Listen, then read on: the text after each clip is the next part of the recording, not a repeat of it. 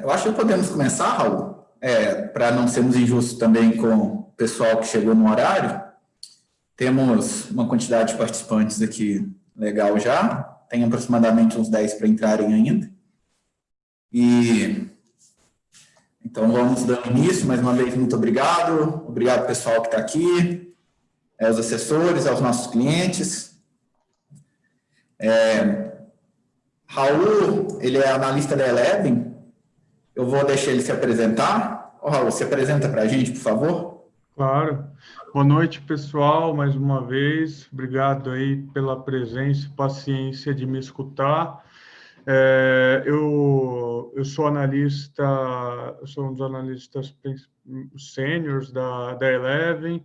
Estou lá há 5 anos, né? Completei meu 5º ano em junho desse ano e estou no 6º ano lá na Eleven, sendo o analista aqui de fundos imobiliários e na parte de ações em construção civil e shoppings. Então, toda a parte que está relacionada a real estate, a construção civil, eu sou o analista principal da casa e para fundos imobiliários a gente montou todo esse produto aí que é o produto mais completo do mercado para justamente atender a todos os clientes, né? Todos os assessores e pessoas físicas aí que costumam ler e acompanhar esse mercado de maneira mais profissional para o investimento aí de médio e longo prazo. Então, essa basicamente aqui é a minha carreira, já estou aqui há 5 anos na Eleven, e vamos lá para essa live. Joia.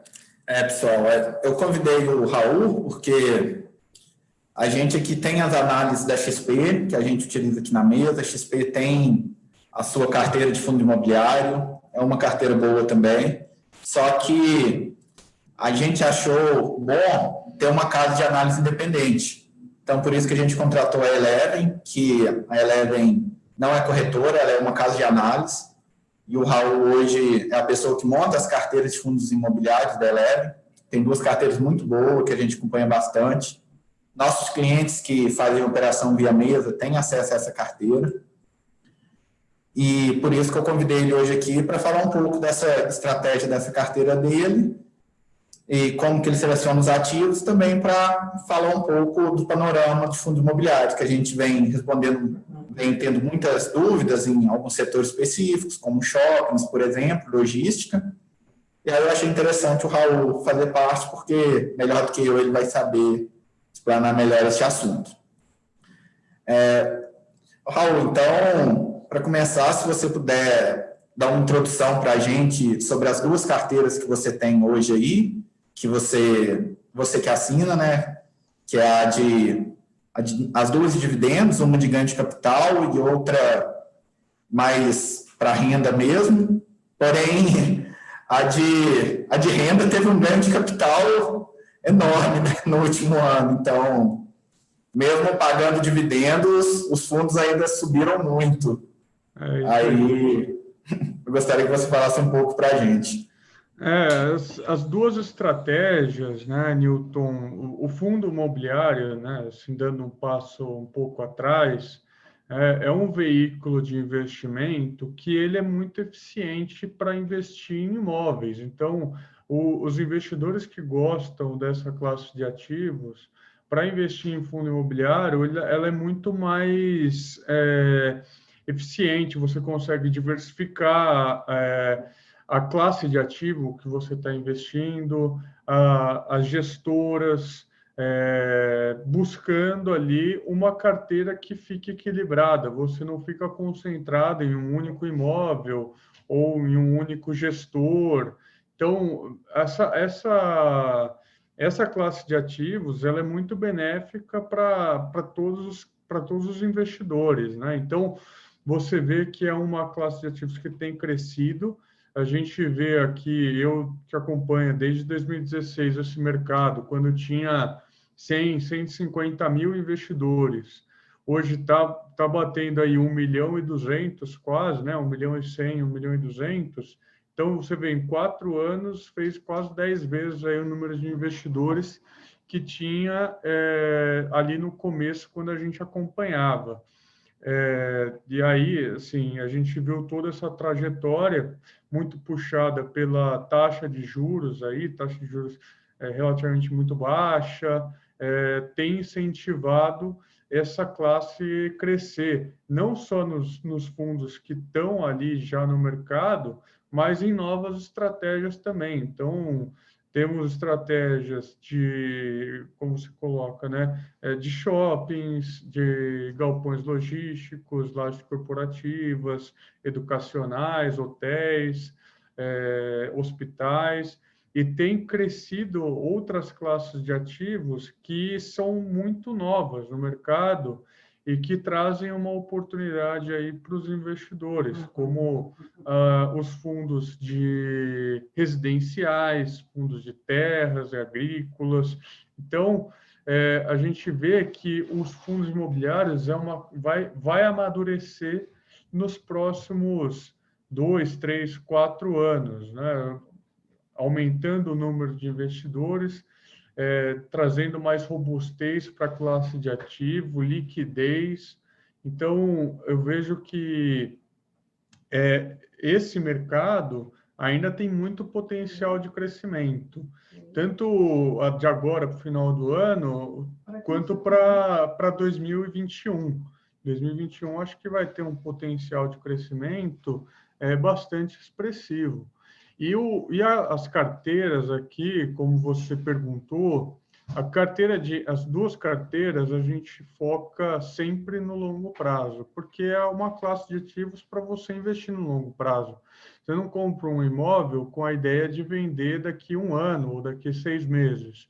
Você compra os imóveis para você ter renda durante os 3, 4, 5 anos, né? Então, é para isso que a gente montou essas duas estratégias. Então, a carteira de renda, ela foca, sim, na renda do curto prazo, então, em classes de ativos, né, e fundos mais resilientes, com pagamentos de dividendos mais consistentes, né, assim, que já está mais maduro, então, tem um foco maior em galpões logísticos, fundos de CRI, que são classes que têm um pagamento ali recorrente e com bastante consistência. A carteira de ganho de capital aí foca não tanto na renda que os ativos, né, vão gerar nos próximos 2, 3, 4, 5 meses, mas no ganho de capital dos próximos 2, 3 ou 4 anos. Então, são fundos que, por exemplo, nesse atual momento, né, que a gente está nessa pandemia e os fundos de shopping estão bastante descontados frente às outras classes de ativos, a gente vê que a renda deles também está menor, a gente colocou um peso maior porque a gente acredita ainda nessa classe de ativo. O brasileiro gosta de ir no shopping, né, em todas as classes sociais. Então, o fundo, né, de shopping, hoje ele tem aí uma boa estabilidade, né, são ativos resilientes no longo prazo e que você consegue comprar atualmente com bastante desconto, buscando justamente o ganho de capital, porque você sabe que o shopping vive de vendas e fluxo de pessoas. Então, como hoje está relativamente mais deprimida essa parte, então você não vai ter tanta renda nesse curto prazo, mas você tem ali uma maturação no médio e longo prazo. E também fundos de lajes corporativas, que a gente vai explorar mais para frente. Então, a diferença dessas duas carteiras é a mentalidade do investidor em buscar ou uma renda maior agora no curto prazo, com bastante estabilidade, ou um ganho de capital para médio e longo prazo, entendeu? Então, essas são as principais diferenças dessas duas carteiras. foi uma coincidência que no último ano a carteira de renda teve mais ganho de capital, mas para o médio e longo prazo a gente acredita que a carteira de ganho de capital vai ganhar, mas vai ter um ganho maior, né? Então, dada a classe de ativos, né, a disposição da carteira, então, porque no início, né, o investidor ele procura muito yield, né? Ele procura ali o fundo que paga mais dividendo. E aí, como esse fundo que paga mais dividendo, ele é mais demandado no curto prazo, né? Isso faz com que ele tenha uma reprecificação, né, uma demanda maior para uma quantidade de oferta. Então, pode ser que tenha mais ganho de capital. Só que no longo prazo, isso pode sustentar outras classes de ativos, né, que vão gerando renda e distribuindo ao longo do tempo. Tá? Então, essas são as principais diferenças. Já dei aí uma introdução da classe de ativos, né, e como a gente vê que vai crescer isso, né, para os próximos anos, né? Ontem teve o evento lá do GRI, o pessoal falou bastante desse crescimento, essa taxa de juros nesse patamar, né, assim, 2, 3%, se subir, né, nas próximas reuniões, ainda é muito baixo e incentiva bastante classes de investimentos alternativos. Entendi. Chegando um pouco, o pessoal do GRI falou ontem também, do investidor institucional. Você acha que a hora que fundos de pensão, fundos multimercado começarem a entrar em fundos imobiliários, será a mudança de patamar para o setor assim?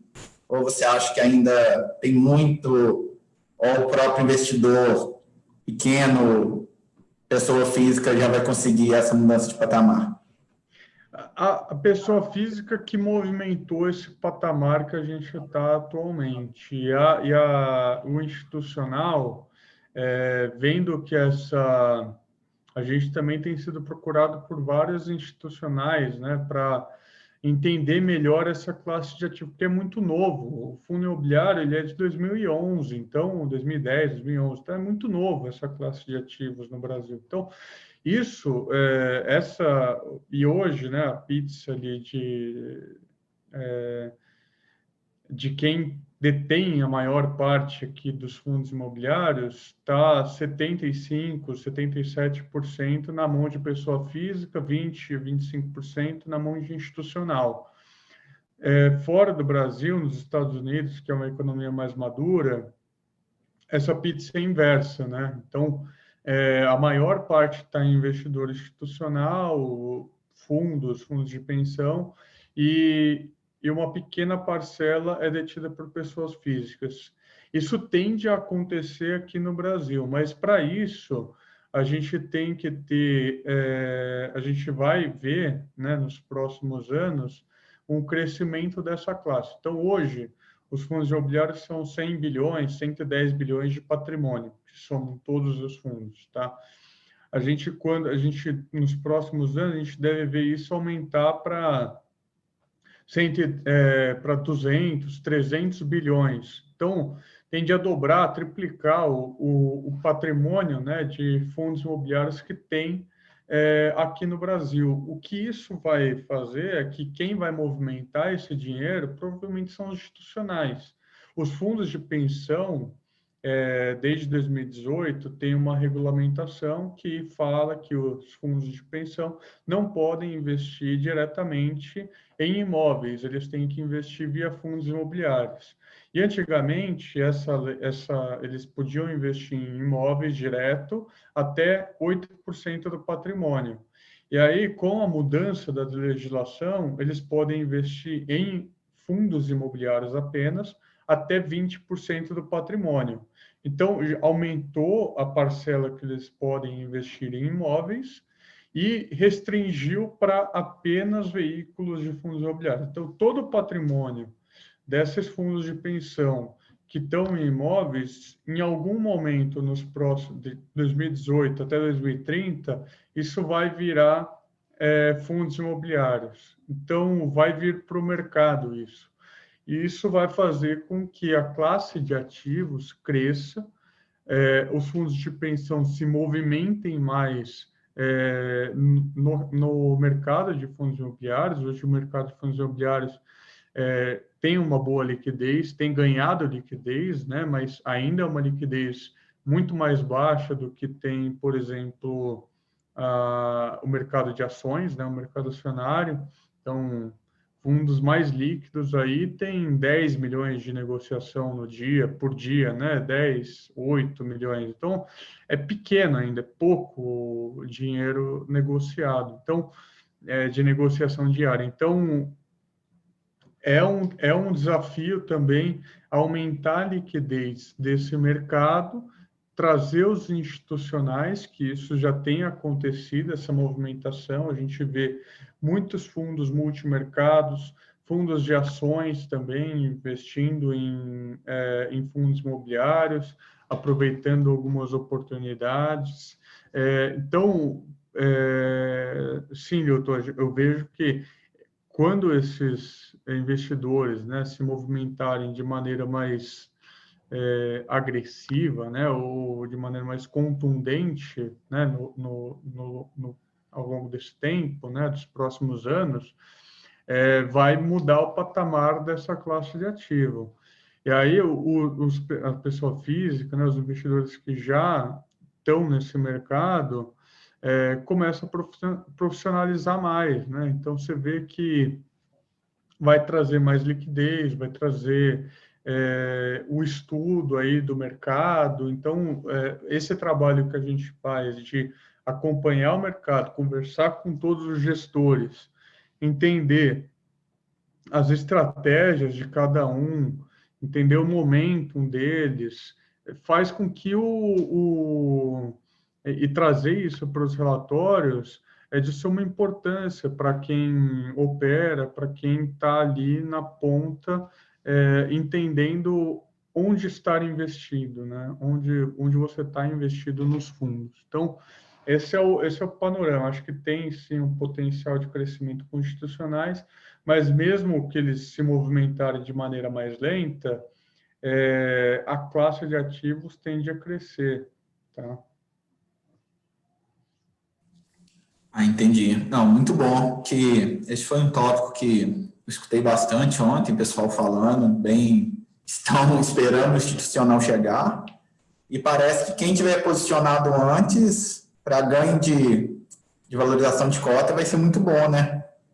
E também para a questão da liquidez, claro, que hoje já temos uma liquidez, mas vai ser bem maior, o mercado vai ficar mais profissionalizado. Exatamente. Então, joia. Joia. Pergunta aqui de clientes. O setor de shopping é um setor que você deve estar cansado de falar dele, já até deu uma introdução. Setor de shopping, fundo de shoppings hoje, estamos vendo ele, colocando ele em carteira apenas pensando num ganho de capital ou já numa retomada do pagamento de dividendos? Ele já faz sentido numa carteira daquele cliente que quer ter aquela renda mensal para pagar o seu aluguel, ou que já está na fase de aposentadoria e está usando a sua carteira imobiliária para viver de renda? Essa é uma pergunta bastante recorrente. E, assim, o shopping, né, ele vive de pessoas, fluxo, né? Você tem que ter movimento, pessoas comprando para conseguir manter, né, todos os custos aí do shopping e trazer um bom lucro para poder distribuir.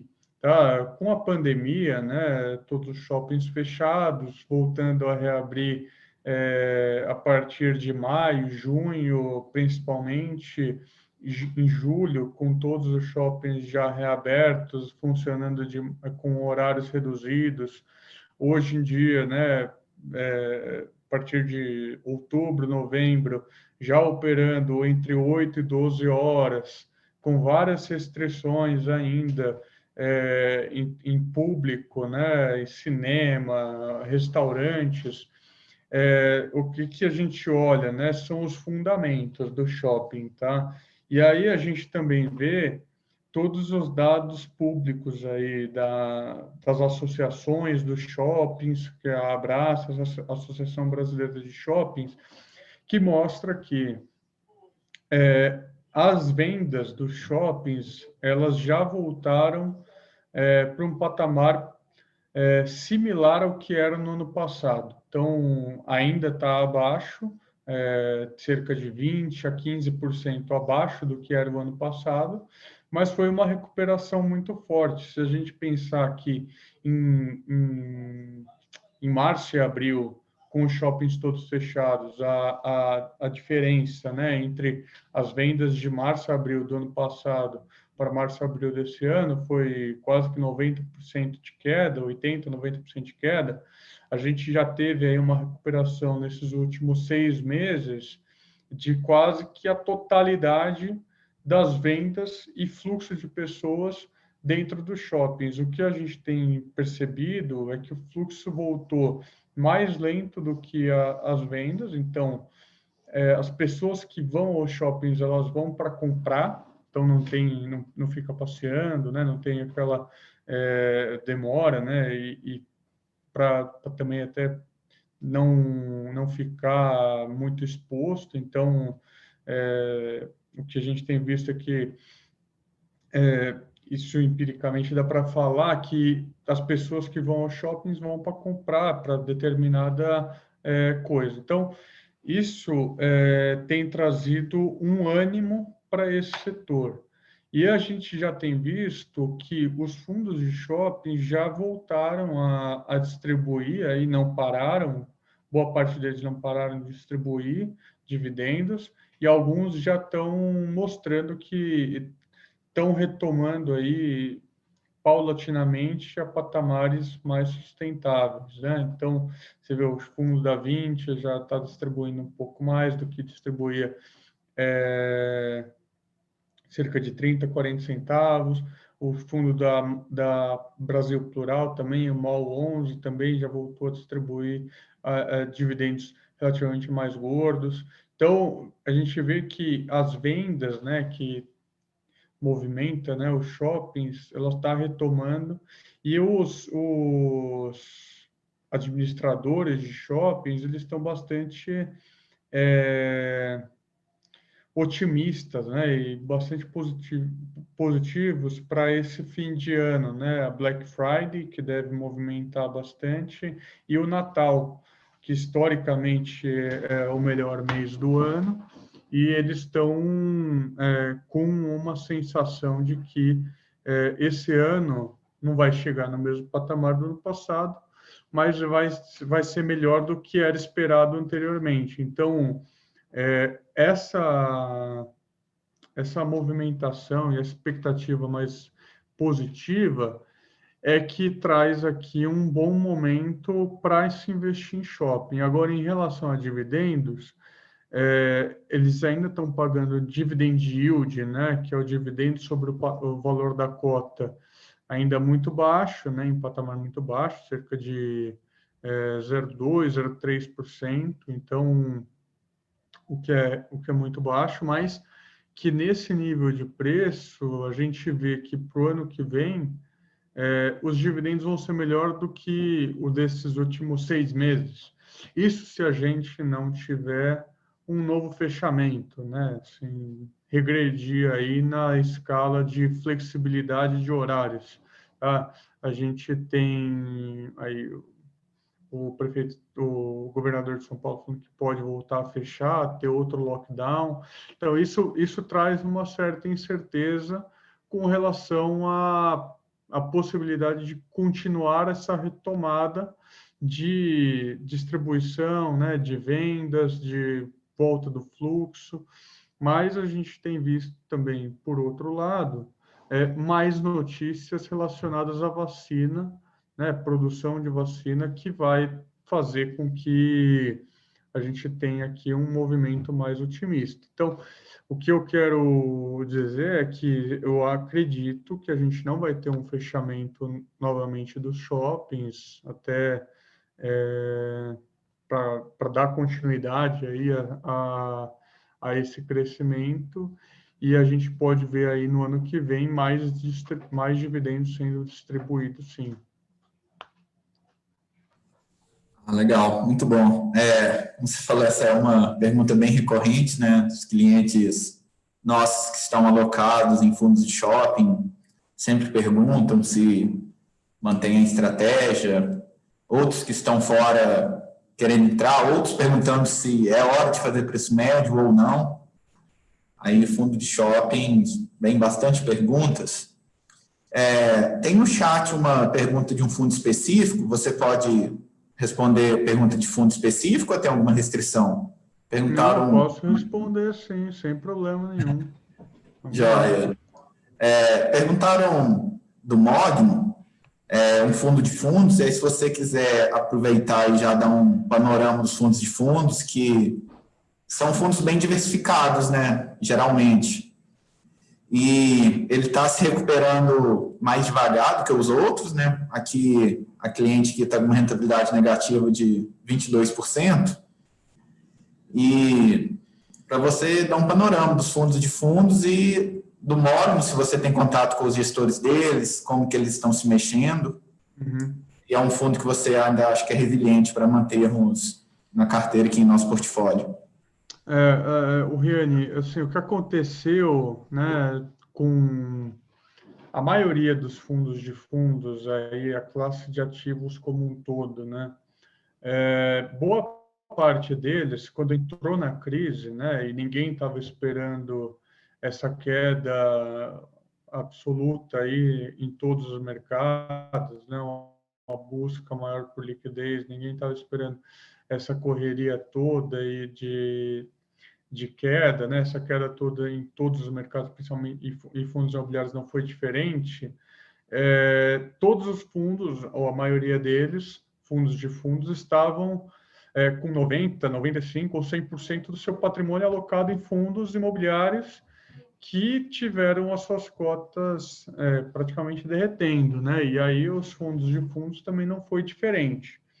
Aí o que acontece é que alguns fundos fizeram novas captações e tiveram sucesso, conseguiram comprar num momento de baixa, e como eles carregam essa posição de fundos comprados a preços superiores ao que tem hoje, e eles acreditam nessa recuperação do mercado e na recuperação das cotas em possível ganho de capital no longo prazo, não faz sentido eles venderem com prejuízo as cotas, né? Se é um fundo de fundos, você tem ali uma cesta de fundos imobiliários e você tem uma boa parte das cotas ou alguns dos fundos que estão com prejuízo. Você não vai vender com prejuízo e ter alguma perda de capital porque você acredita naquela tese daquele fundo, você acredita na gestão. Então, assim como a gente, né, coloca ali a carteira e defende os fundos da nossa carteira, das nossas carteiras recomendadas, o gestor do fundo de fundos, se ele tem uma tese bem consolidada para cada uma das suas posições, ele vai defender da mesma maneira que a gente defende, né? Então, o Mogno ali, eu conheço muito bem o Daniel, que é o principal gestor, o Bruno, lá do time dele, e eu acredito, e aí, olhando a carteira deles e a visão de longo prazo dessa gestora, eu acredito que eles estão bem confortáveis com a carteira que tem atualmente. Então, por mais que, até se você for olhar, tem um descolamento entre o valor da cota e o valor da cota do MGFF e o valor patrimonial. Acho que está com desconto, se eu não me engano. Está com algum desconto, uns 2 ou 3% de desconto. O que é uma oportunidade, né, para o investidor, porque ele compra cotas do Mogno, que tem ali um valor patrimonial superior, né? Então, você está comprando uma cesta de fundos que tem um preço no mercado, com uma gestão profissional mais barato do que se você comprasse aquela mesma cesta de fundos individualmente.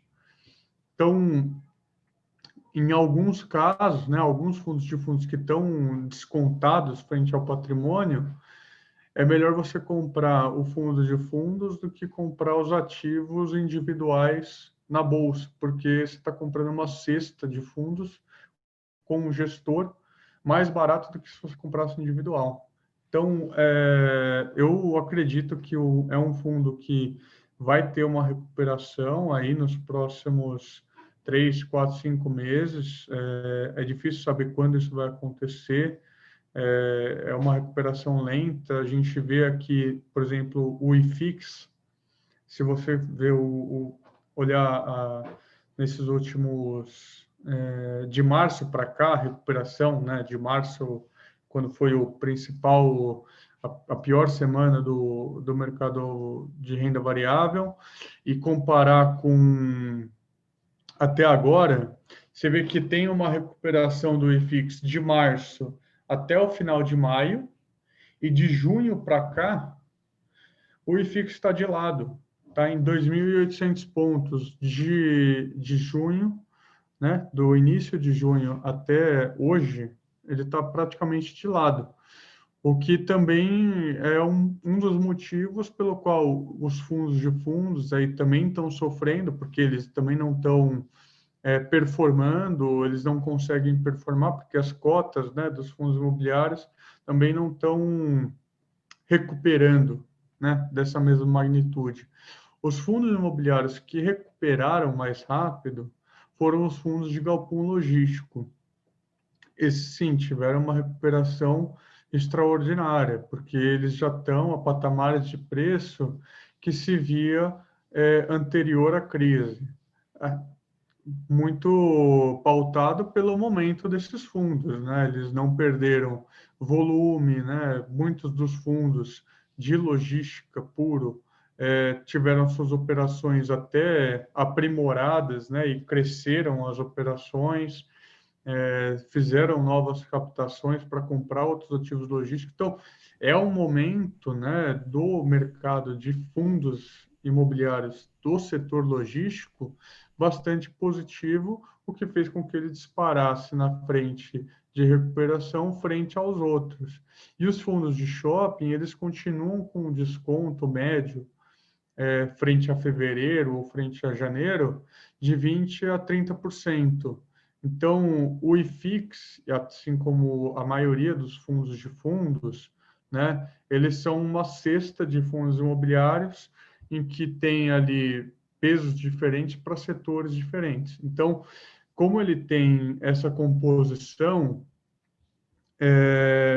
um setor que anda mais que o outro, mais rápido, ele vai equilibrando e consegue ter essa disposição. Então, o que eu acredito é que o fundo da Mogno, aqui, reforçando a minha posição, é que ele tende a ter uma recuperação nos próximos 6 a 8 meses, junto com os outros, o mercado de fundos imobiliários, que a gente acredita ter um potencial upside aí nos fundos de logística, nos fundos de shopping, nos fundos de lajes corporativas, com uma recuperação das cotas e também dos dividendos.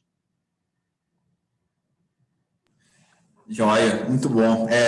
Obrigado pela resposta, muito esclarecedor, e obrigado pelo posicionamento também, de ter se posicionado pelo fundo. Você acompanha os gestores, certamente o cliente está mais tranquilo agora. Chegou uma outra resposta de BTC, mas essa eu vou deixar depois, porque, aproveitando essa pegada de fundo específico, eu vou te perguntar de um aqui que é um dos queridinhos dos nossos clientes, tem na carteira Eleven, certamente ele puxou bem a rentabilidade da carteira também, que é o Iridium. E eu também já queria entrar no setor que alguns clientes, a gente vê alguns clientes questionarem dos fundos de recebíveis, que eles conseguiram pegar uma taxa muito boa lá atrás, né? Que estavam pegando uma renda fixa alta.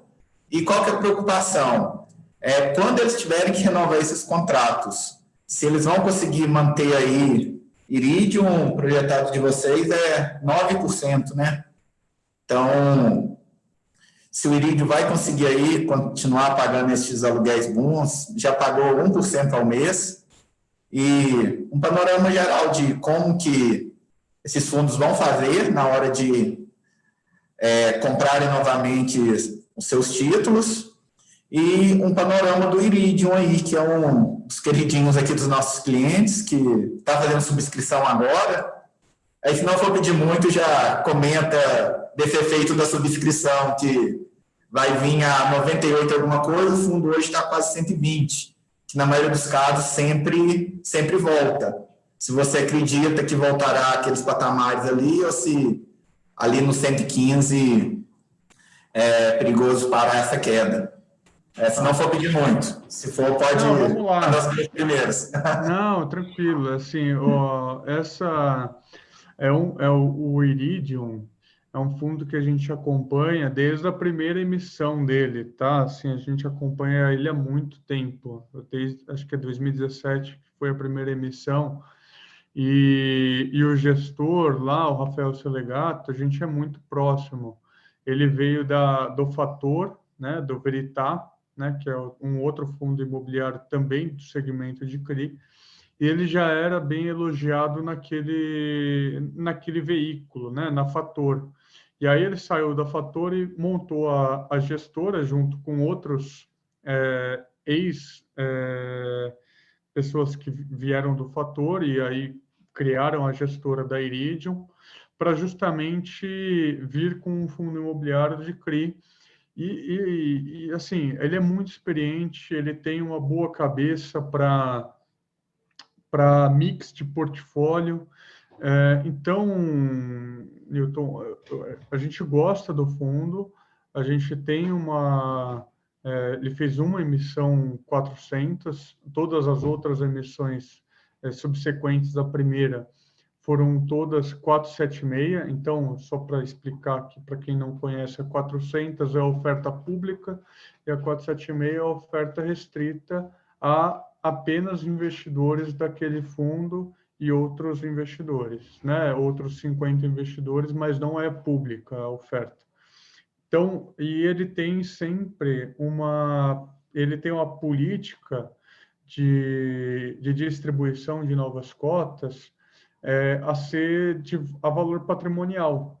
Então, sempre vai ser a esse valor aí patrimonial do fundo. Esse valor patrimonial 98,24, né, 98,25 que foi ou 98,50, que é essa nova emissão, vai ser esse valor. Se o patrimônio dele fosse, como era anteriormente, a 96, seria 96. E assim ele faz, consequentemente, as suas novas emissões. E o que ele tem na carteira, né, de diferente?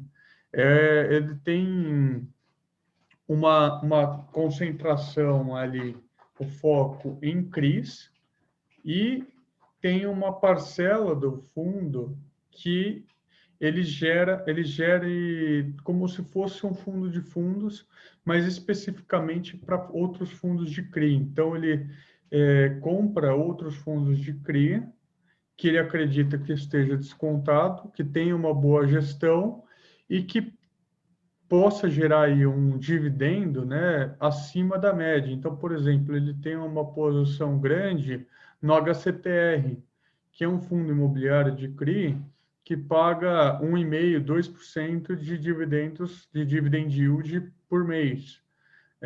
Ele tem uma posição grande também no DEVA11, que é da Devante, que também paga, né, em torno de 1,5%, 1,7% ao mês. Então, ele acredita nessas teses, são fundos que têm um maior risco, e por isso ele, com CRIs com maior risco, né, com títulos de crédito com maior risco, e por isso ele coloca, né, ele investe através do fundo, porque o outro gestor, ele confia no outro gestor para fazer a gestão desses outros CRIs, e aí ele tem uma carteira completamente diversificada.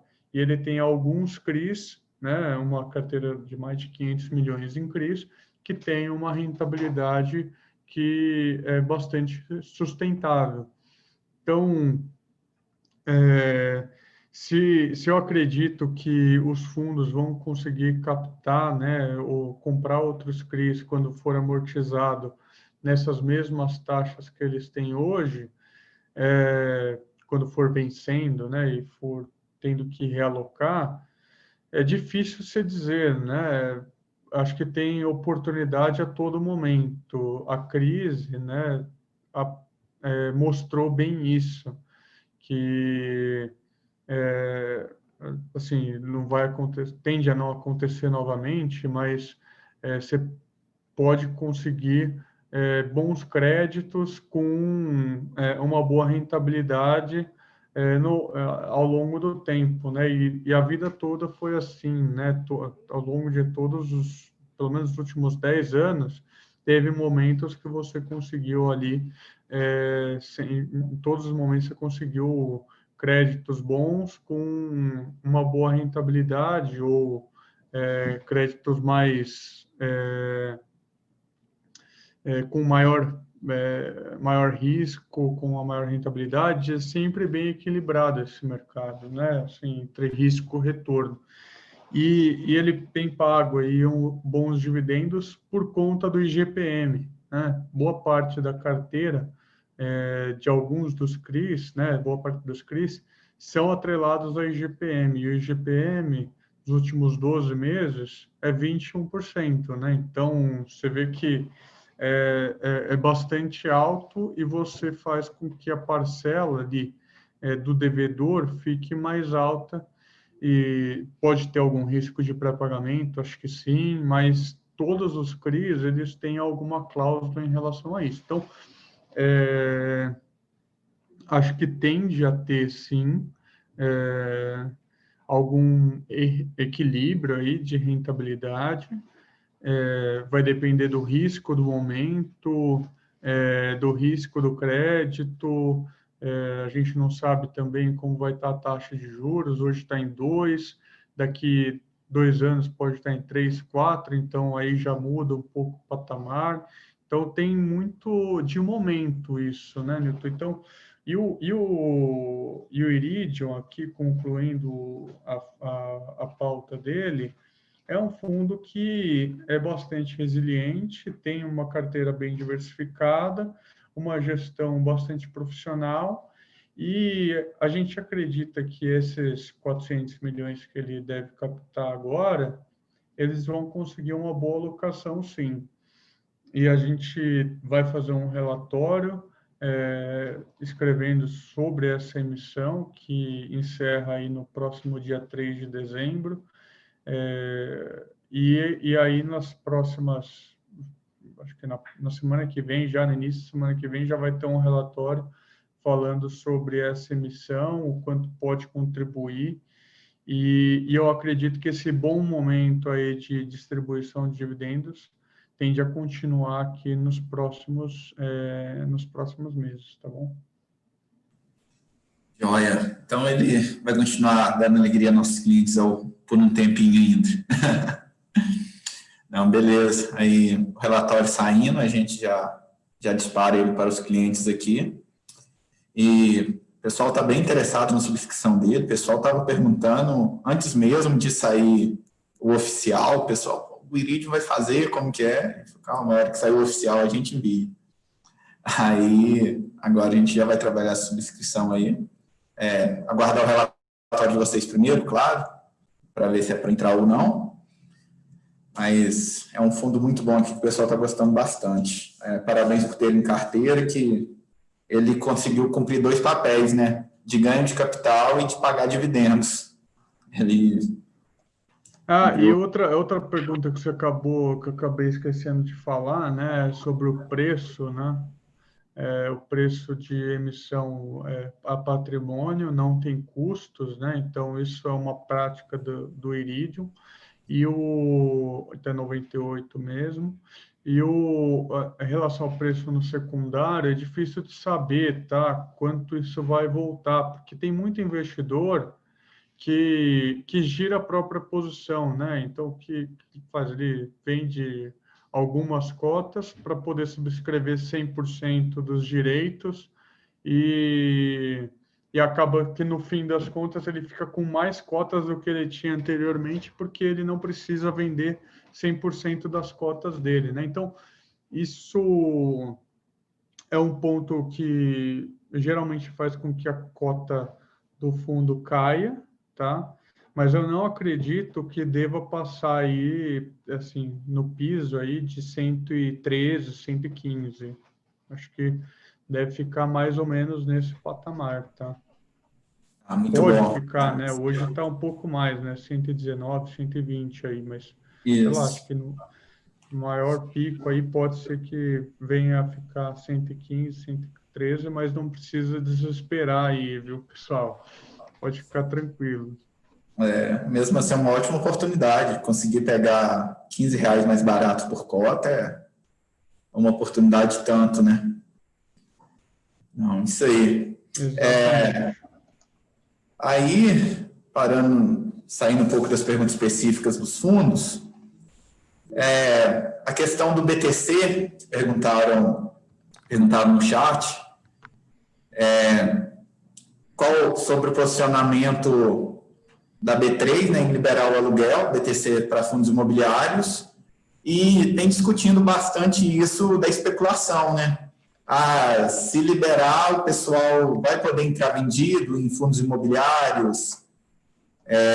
Também a questão de poder colocar os fundos imobiliários para alugar, que além do aluguel, você ainda vai ter uma renda de você pôr para alugar. Você está alugando uma coisa que já te dá aluguel.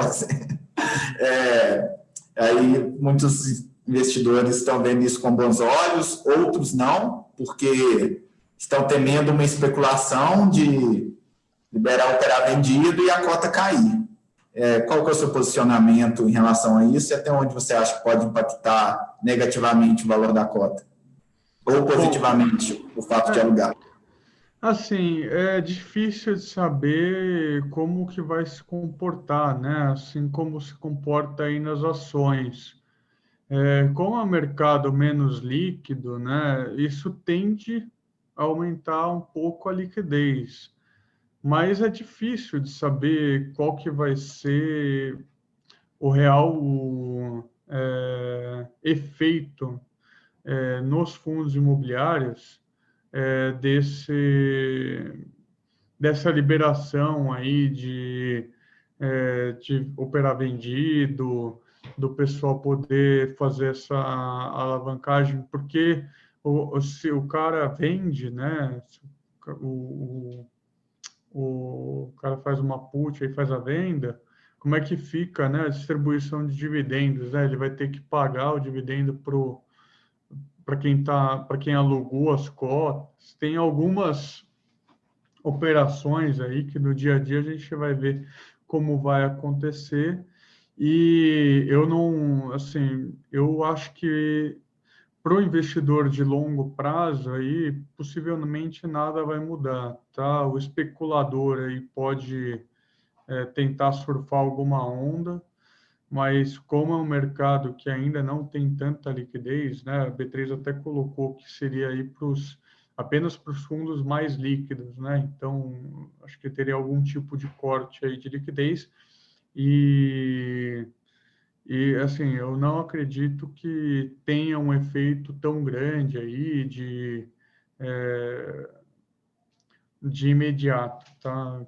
Acho que pode ser um, um bom ponto para os institucionais começarem, de fato, a entrar, então começam a haver outras oportunidades, um aumento possível de liquidez, e mas assim, eu acho que só o tempo aí a gente vai conseguir capturar qual que vai ser o real efeito.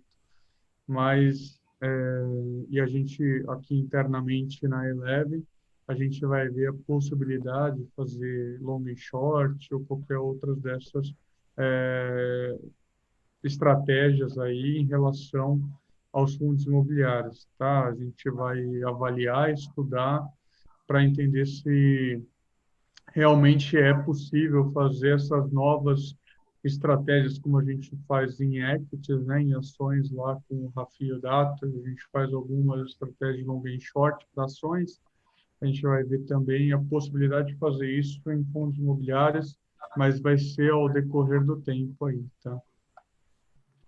Ah, entendo. Não, muito bom. Vamos aguardar próximas cenas aí e absolver. Eu vou, pessoal, a live já está chegando ao fim, eu vou tentar deixar ela em aproximadamente 1 hora. Eu tenho mais um assunto aqui a ser abordado, de clientes passados. Se vocês quiserem mandar pergunta no chat, quiserem mandar agora, para a gente já ir respondendo elas aqui. Ou então eu vou abordar um último tema aqui, que eu tenho ele listado, e depois desse tema a gente já encerra para a nossa live dar aproximadamente 1 hora e não ficar cansativo para vocês e nem para o Raul.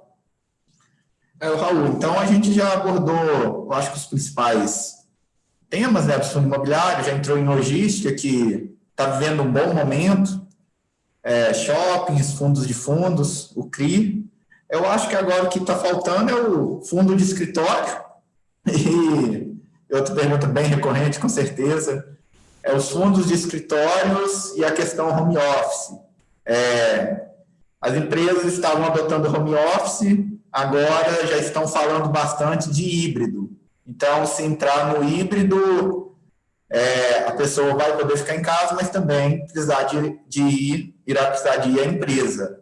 Aí a sua visão isso em home office, o setor híbrido e impacto nos fundos de escritórios?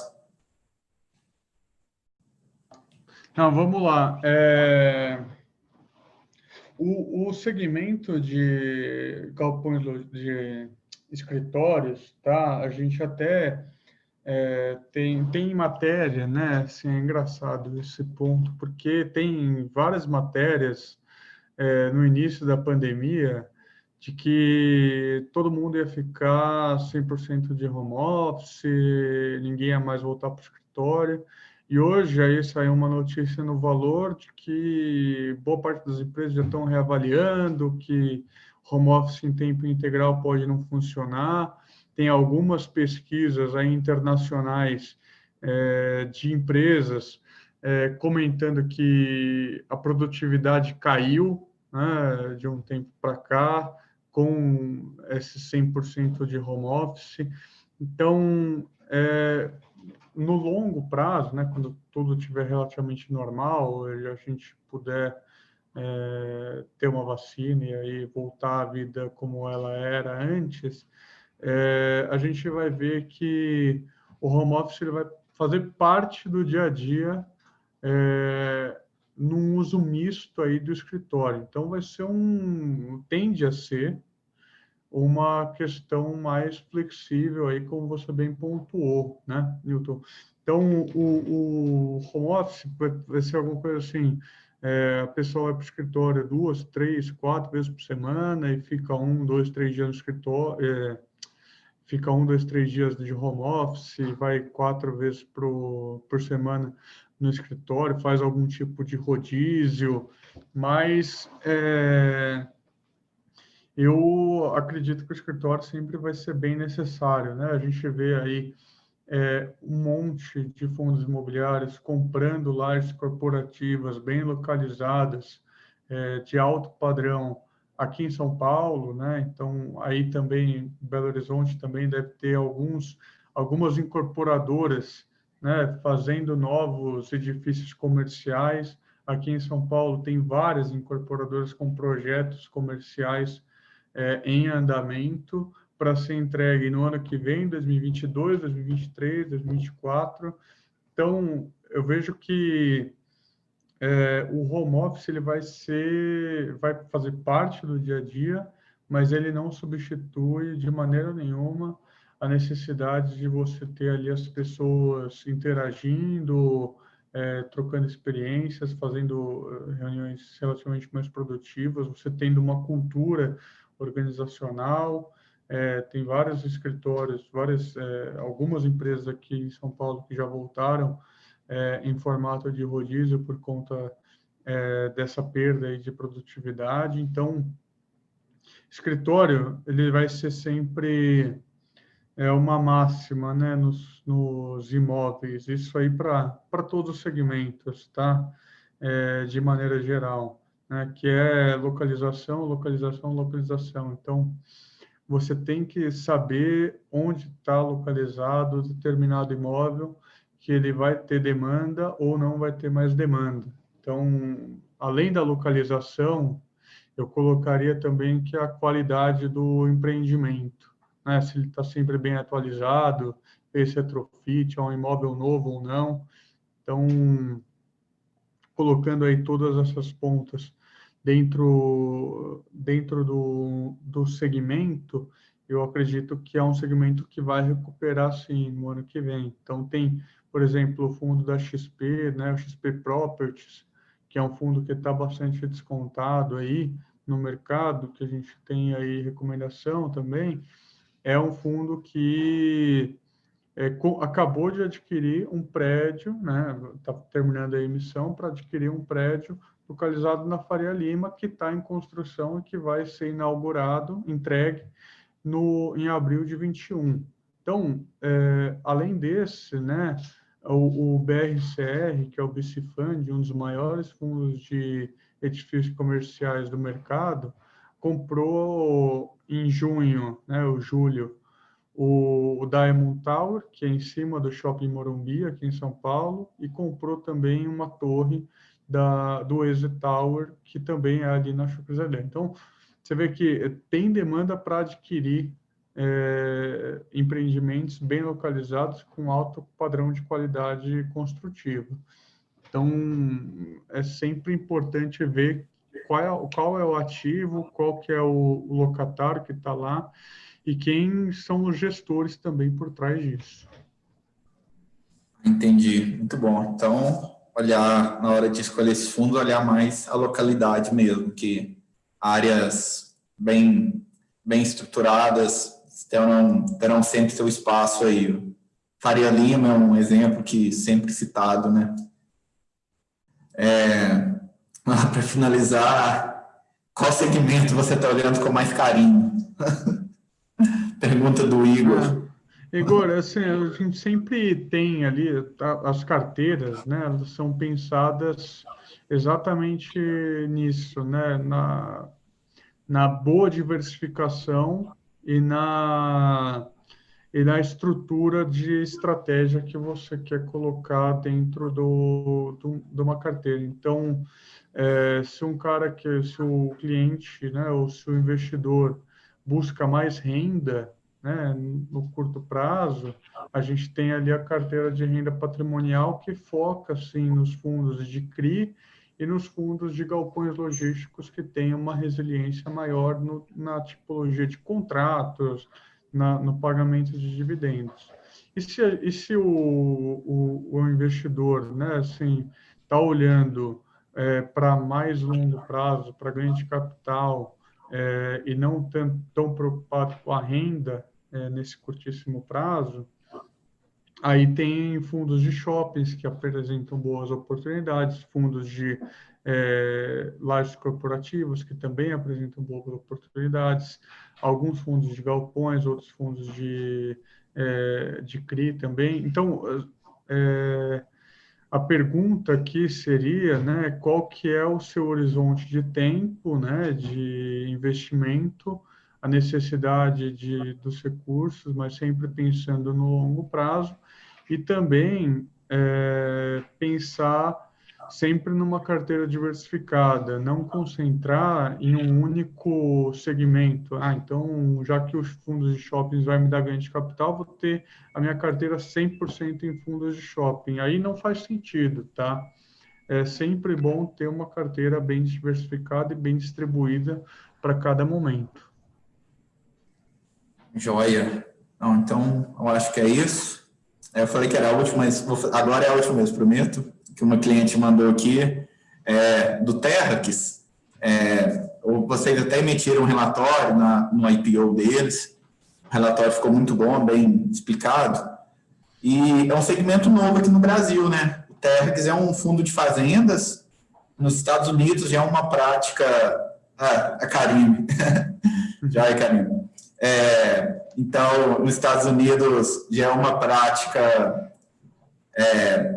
que a gente vê mais esses fundos de fazenda, e agora chegando no Brasil, o fundo chegou, ele alocou muito rápido, né? Ele já iniciou com 98%, 96% alocado, foi uma alocação bem rápida. Eu participei da live com os gestores deles, e falar um pouco desse fundo para a gente, esse novo segmento que a gente está tendo aqui, e o que você acha desse potencial e da estratégia deles.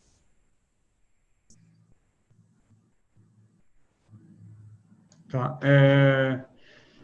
Assim, como a gente colocou no relatório ali, né? Ele fez uma alocação bem rápida dos recursos, então isso já foi um ponto bastante positivo para o fundo e para a gestora, que é uma gestora nova.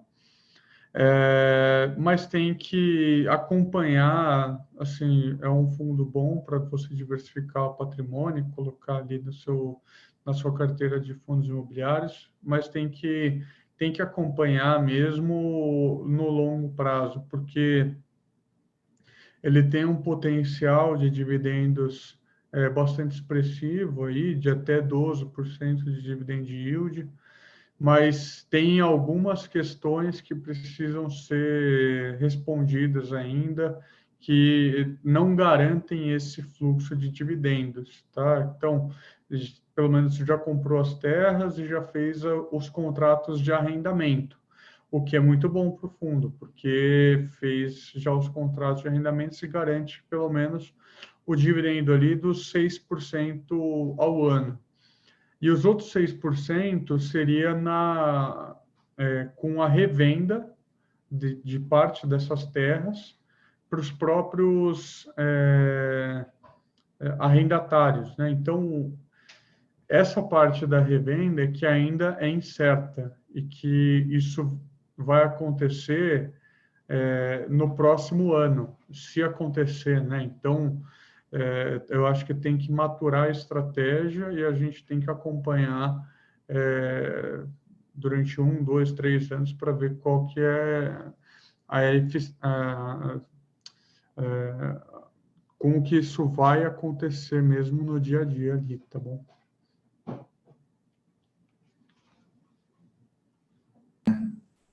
Estava no mute. Não, muito obrigado. Obrigado pelo esclarecimento. É um fundo que, quando a gente apresentou o IPO aqui, os clientes que já estavam alocados em fundos gostou bastante, justamente por diversificar a carteira, ser um outro setor. Chegou mais uma pergunta aqui no chat. Você fica à vontade, se você quiser falar do fundo de infraestrutura da XP, ou se já tiver dado seu tempo e você quiser encerrar a live também, entendemos. Pode ficar a seu critério, que a gente já passou a dar 1 hora de live aqui. Não, assim, eu nem tenho como comentar sobre o fundo de infra da XP, porque eu não tenho tanto conhecimento sobre o fundo. Então,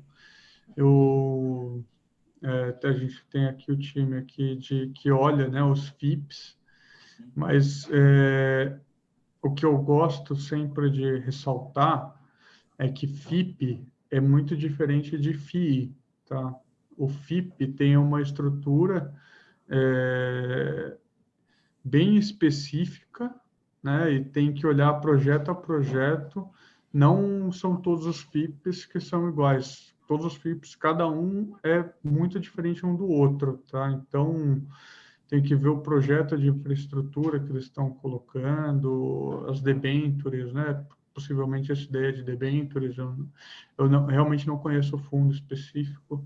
E os FIIs, não, né? O tijolo, claro que também tem que olhar, né, a localização, a qualidade dos ativos, gestão, tudo mais, mas são produtos completamente diferentes, tá? E estratégias diferentes também, né? Não necessariamente eles pagam dividendos mensais, o ganho de capital você não é tributado nos FIPs, então a estratégia, se você tiver ganho de capital, né?